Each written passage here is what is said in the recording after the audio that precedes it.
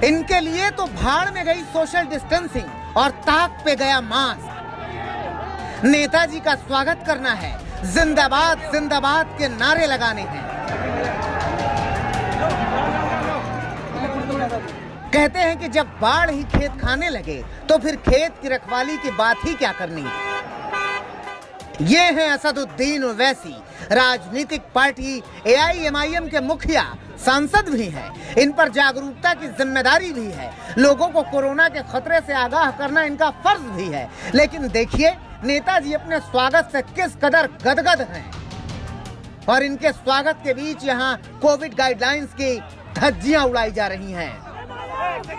असदुद्दीन ओवैसी का चुनावी दौरा शुरू हो चुका है। पश्चिमी उत्तर प्रदेश में देख रहे हैं उनका काफिला अभी आ गया है। ये हापुड़ इलाका है और यहाँ पर तमाम AIMIM कार्यकर्ता जुटे हुए हैं उनके स्वागत के लिए। ओवैसी अब पश्चिमी उत्तर प्रदेश के कई इलाकों से होते हुए मुरादाबाद तक जाएंगे और जो 2022 में चुनाव होने वाले हैं उसकी तैयारी के लिए ये लगातार दनादन रैलियां कर रहे हैं। आप देख रहे हैं किस तरीके से तमाम लोग जो हैं वो आकर के सड़कों पर जुटे हुए हैं। हालांकि यहाँ पर कोविड प्रोटोकॉल की धज्जियां उड़ रही हैं। देखिए बाइक एक है, सवार 4 हैं। सोशल डिस्टेंसिंग तो छोड़िए, इनके बीच मिलीमीटर भर की जगह ढूंढना भी मुश्किल है। मास्क सबके चेहरे पर है, लेकिन सिर्फ बाइक चलाने वाले की ही नाक पर है। बाकी जो सवार हैं उनकी ठुड्डियों की शोभा बढ़ा रहा है।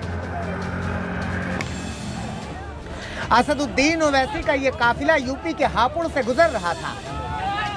उनकी पार्टी के कार्यकर्ता उनके स्वागत में जुटे थे, लेकिन ये शायद भूल गए थे कि कोरोना अभी कहीं नहीं गया है और तीसरी लहर की आफत टली नहीं है।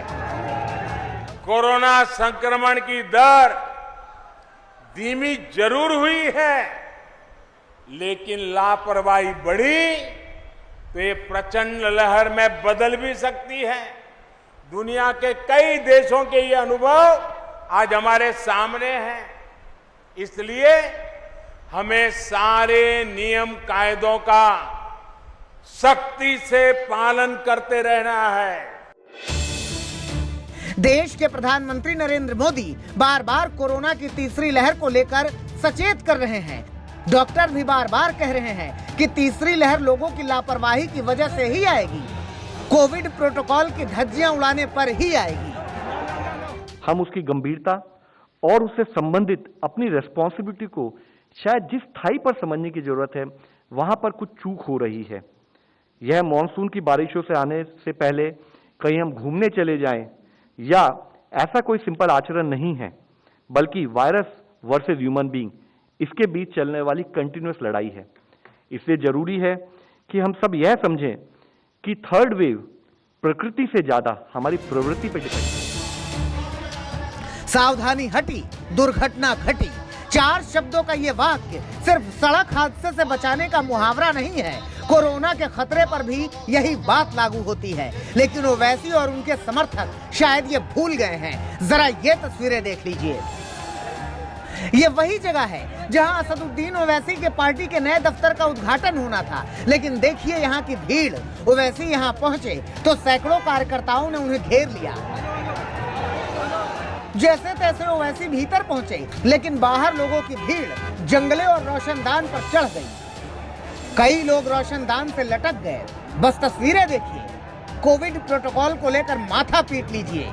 ओवैसी की पार्टी के दफ्तर के उद्घाटन से पहले ही यहाँ लोगों की भीड़ जमा थी, लेकिन आप भी जरा गौर से देख लीजिए। खोज लीजिए कि इनके चेहरे पर मास्क कहाँ है।